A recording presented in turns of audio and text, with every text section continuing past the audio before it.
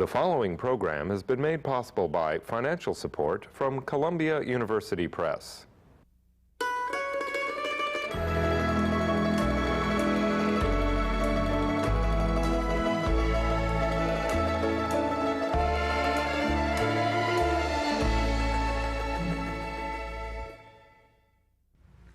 Welcome to Science in the Written Word. I'm Lou Massa. Today we discuss a book from Columbia University Press, The Same and Not the Same, by Professor Roald Hoffman. He is John A. Newman Professor of Physical Sciences at Cornell University and winner of the 1981 Nobel Prize in Chemistry. As well as being one of the important scientists of our times, he is a very serious educator, an author, and a poet. In 1990, in addition, he was host and narrator of the PBS TV documentary called The World of Chemistry. A great success, and I believe a show which is the first of its kind, a first very serious chemistry discussion made for television. Welcome, Roald. Thanks, Lou. I'm glad you can be with us to discuss your book. This book has received a wonderful set of reviews in many of the notable publications such as C&E News and the New York Times. Before we go into the book, I wonder if we could, if you would tell us something of your background. I noticed, for example, the dedication of the book is for my teachers at Columbia College. You were an undergraduate at Columbia? Yes, I was there, and it was a very important time in my life, the 3 years that I spent at Columbia. In some ways, the book is very much a tribute to my teachers. Maybe I've never gotten over Columbia. I'm still trying to write that A paper for those teachers there. If we go further back in your early days, you were actually born in Poland and came to the United States as a pre-teenager, essentially. Yes, my life in the beginning was very difficult. It's tied up with World War II, and I was a child in a Jewish family, born in a happy family at a bad time in 1937 in southeast Poland, in a part that is now in the Ukraine and that has undergone 2 waves of what today would be called ethnic cleansing. Things were very difficult. A few of us survived, my mother and I did, and after being refugees in Europe for a while, we eventually made it here in 1949 when I was 11 and a half. Yes. And you then would have gone to the New York City public schools, in fact. Right. In fact, I'm a typical product of the New York City school system. PS 93 Queens, PS 16 Brooklyn, and Stuyvesant High School, one of the great schools. Yes, it is. And then I went to Columbia, and that was my New York time. I feel very much New Yorker, even though I've been at Cornell for now 31 years. Yes. What happened after Columbia? Did you go on to Harvard? Yes, I went to graduate school at Harvard. At Columbia, I was almost seduced away by the humanities, and the teachers I had were just wonderful. And that interest has remained with me always, and it showed up later in my writing of poetry. But it actually shows up in the book, if I may say so. Yes, I think so. It's been part of my life, an important part. Maybe a certain part when I was an assistant professor. Science is so wonderful, it's so addictive and all-engrossing. I almost stopped reading, but I never stopped reading, really. And then I started writing some poetry in midlife, and the interest in art and in other things has kept up, and it's surfacing in the book, yes, as you notice. Is there a singular experience that, in a sense, saved you from, for us, from the humanities? Is there some influence that kept you in science, in fact? I think so. In your early time, early days? You know, I think it was the research experience in the summers rather than the teaching at Columbia.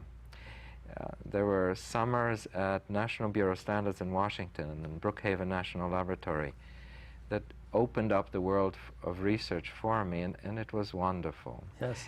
And that was really the heyday of the Brookhaven Laboratory, yeah, in some sense. It's right. one of the great laboratories. That was in the late 50s. Yes. And that just barely saved me.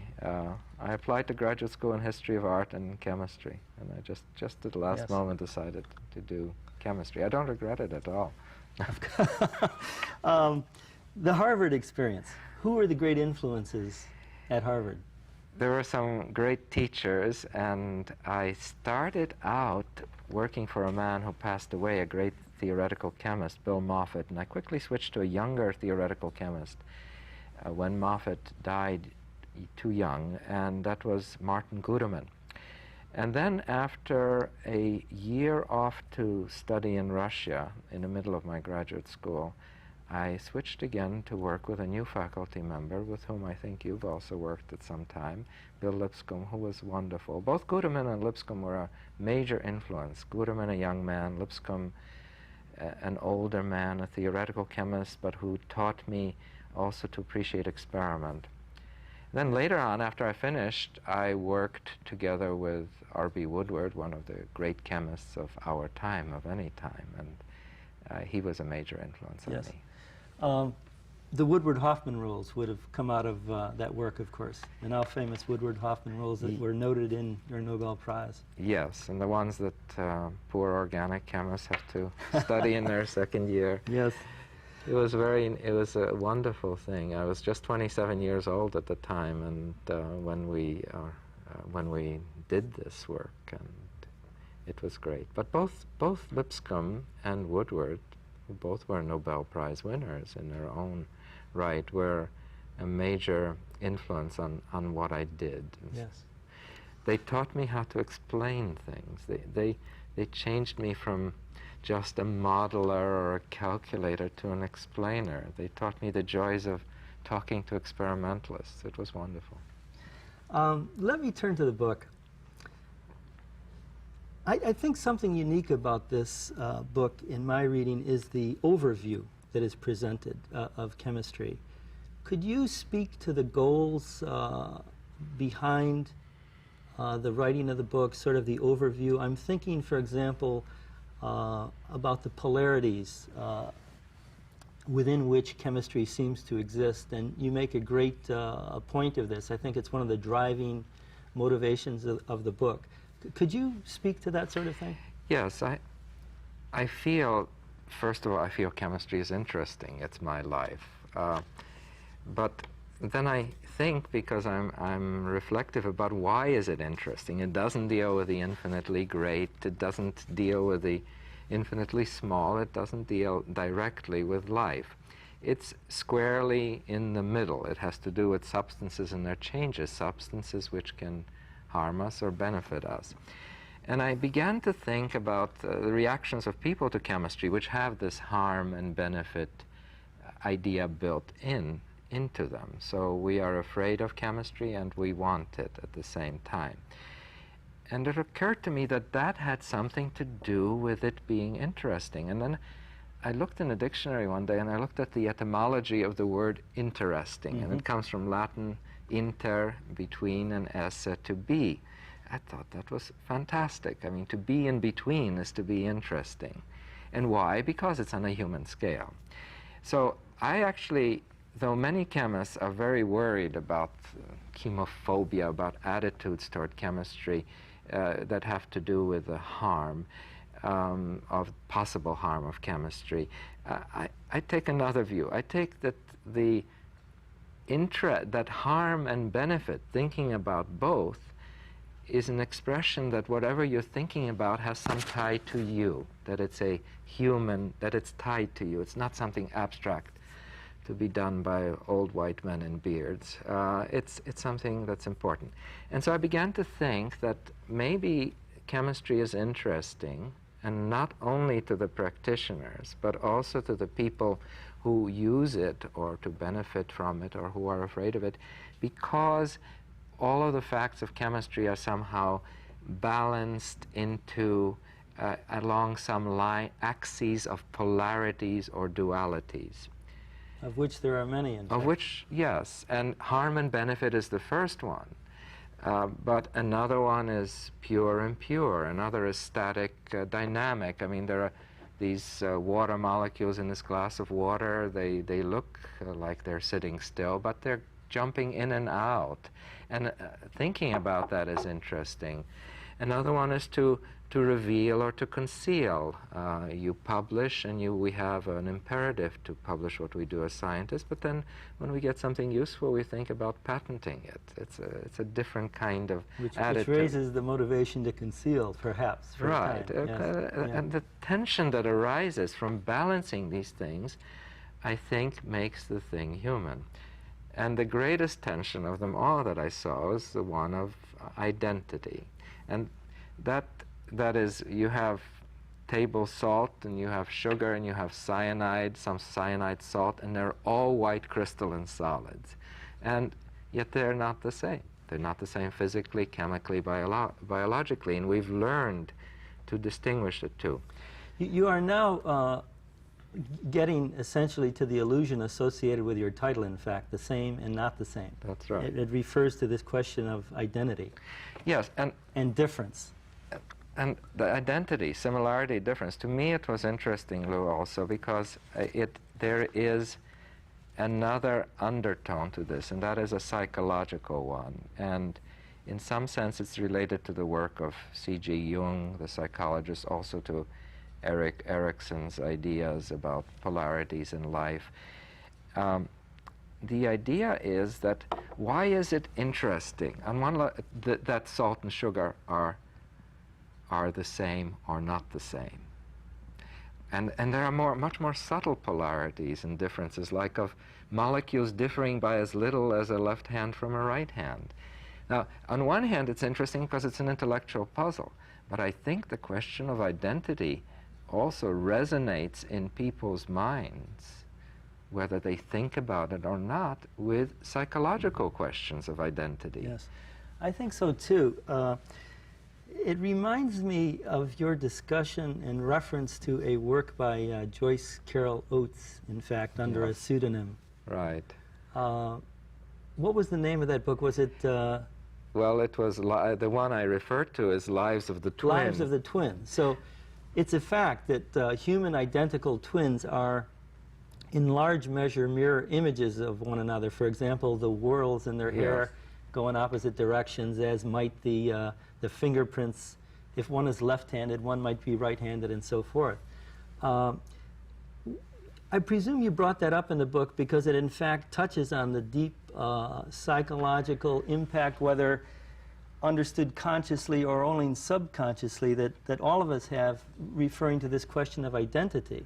Yes, and that's why I started the book with that wonderful quotation. It's interesting that Joyce Carol Oates, writing under pseudonym of Rosamund Smith here, has done this series of thrillers, which are psychological thrillers, which are all about twins. This is just one of them. There are 3 or 4, and various aspects of twinhood.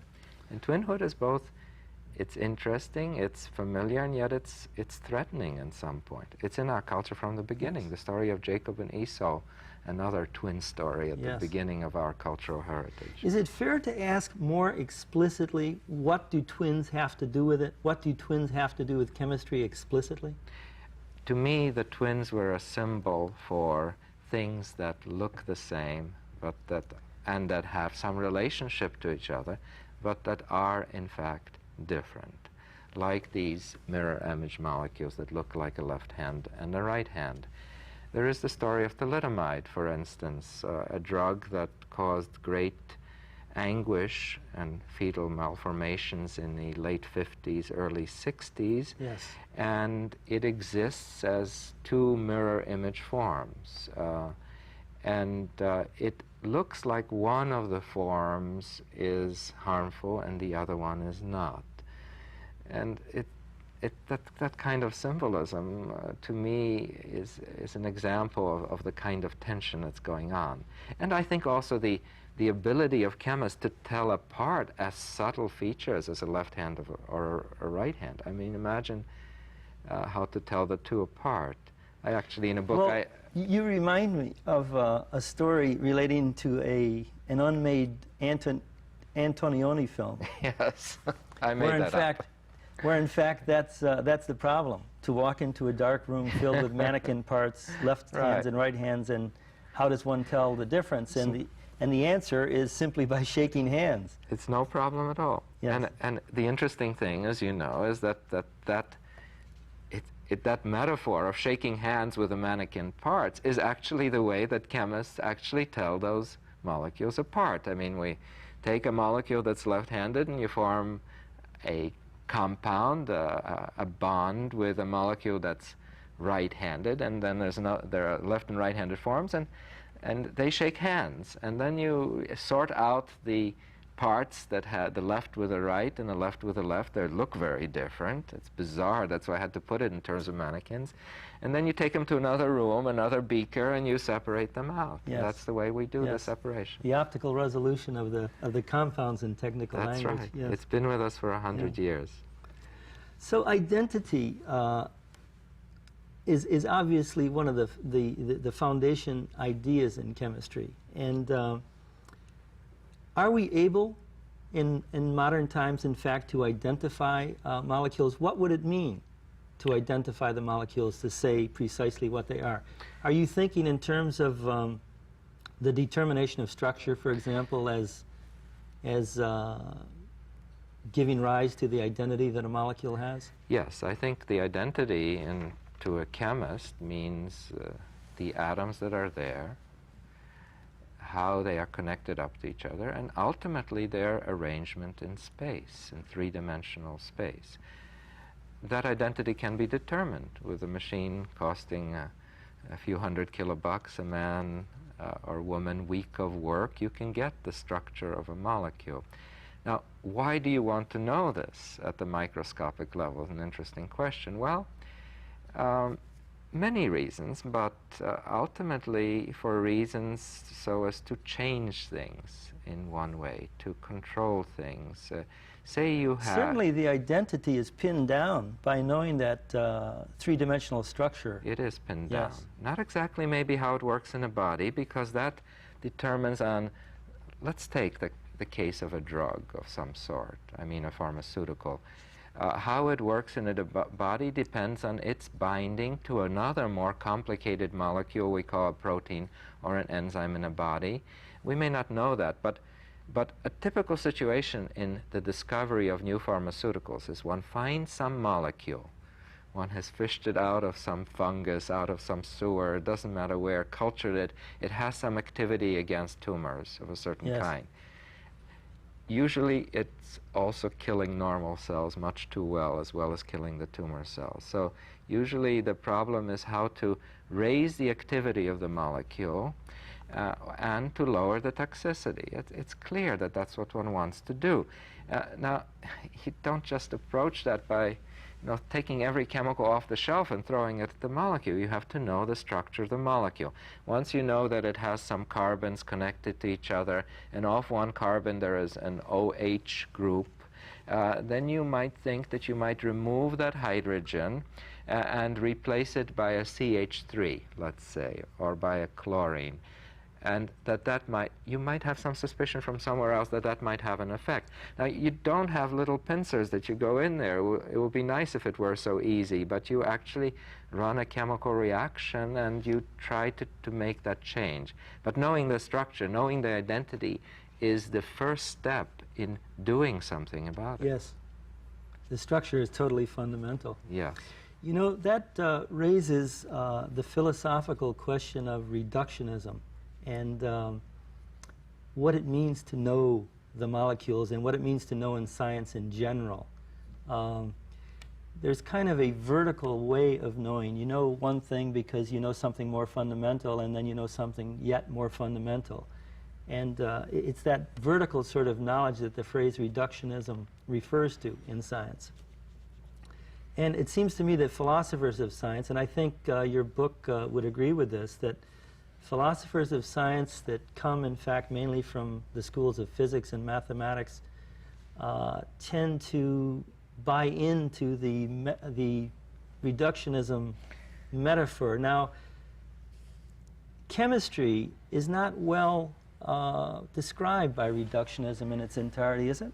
I don't think any science is. I think this is a constructed kind of philosophy of science. I think understanding is not only vertical. I have a lot of respect for vertical understanding, analysis in another way, reducing something to simpler things and understanding in that way. But where does that break down? Well, I think it breaks down in a number of ways. One is we've been put on this earth to create, not only to break things apart. And that reductionism just doesn't work very well for constructing new things. But I also think that understanding in this world is understanding things. It takes place in different ways than just these vertical ones.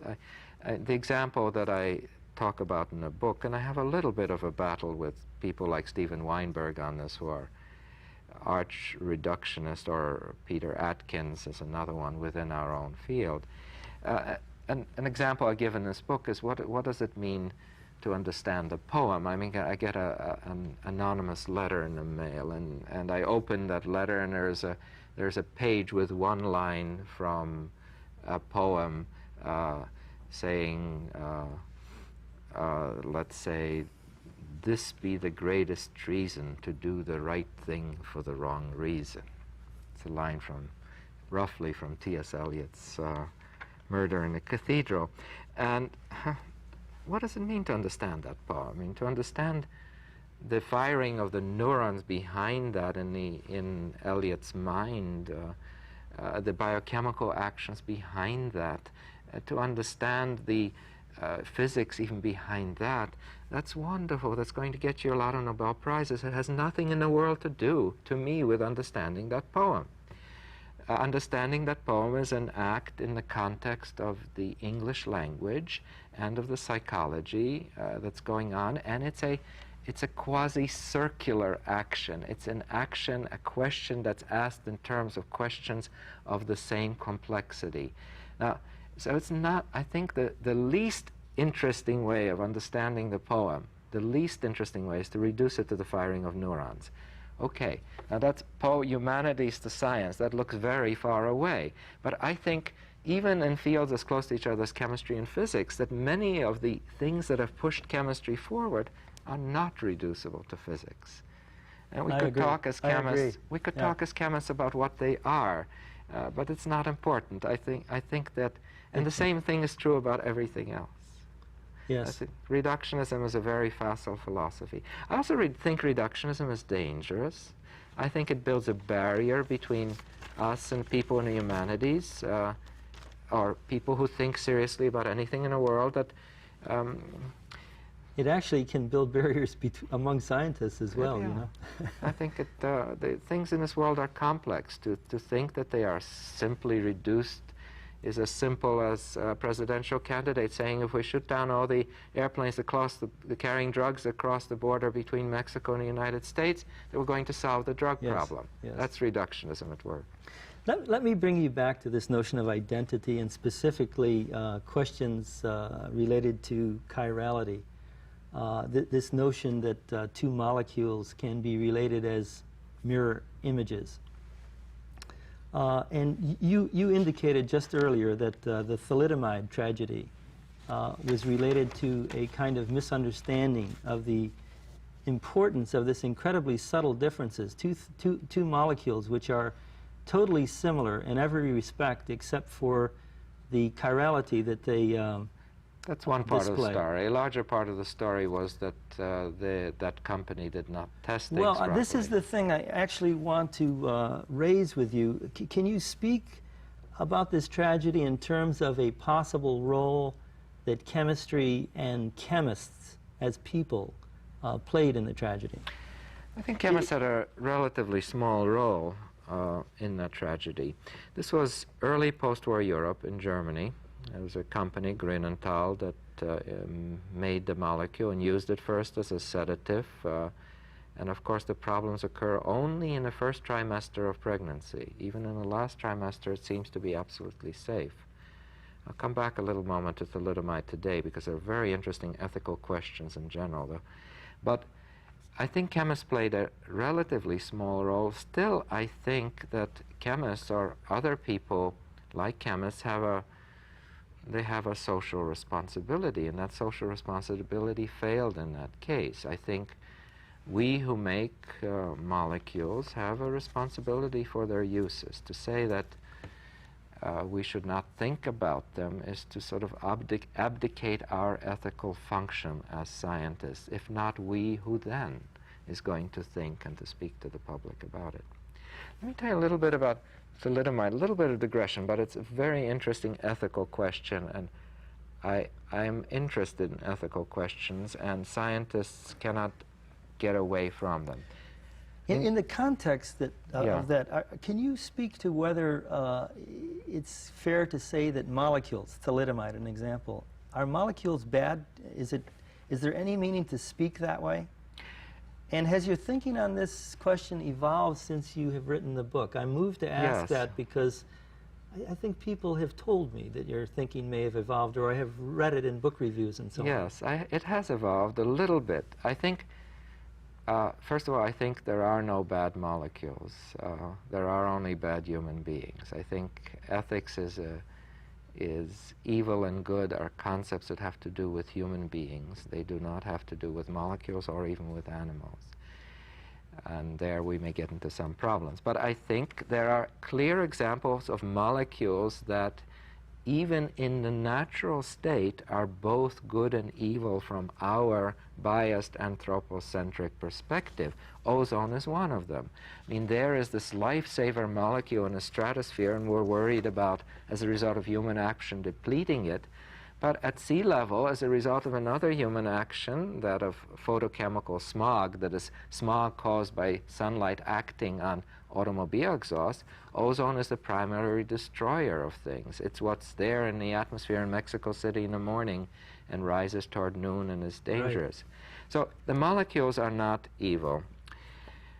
I think, though, that scientists and other human beings live in a society where there is a social contract, and part of that social contract is that governments may ban the production of molecules which are misused by some fraction of the human population. This is what is behind the limitations on drugs, which I certainly believe. The chiral molecule thalidomide would and should have been banned on those grounds, and of course it was banned in the United States. Well, that's what's interesting. It was banned, but now the story, the world has always ways of making things more complicated. Thalidomide is of proven use for leprosy, for Hanseníase. And people have suggested for AIDS possibly. And for AIDS also, right. And so what does one do? Right now it is not produced in the United States, it is produced in Brazil. I happen to know Brazil fairly well, and it turns out that despite all the labeling in the world on this, it's misused, and there have been 10 to 20 proven thalidomide children born from people who should not have used the drug because their relatives were using it for leprosy. They took the drug or something, and here are these children brought in this world. I actually think thalidomide should be banned. But that's my personal opinion, and that's not, I don't mean to force it. It should be discussed. Yes. Roald, thank you. We have run completely out of time, but thank you very much for this interesting discussion of the book.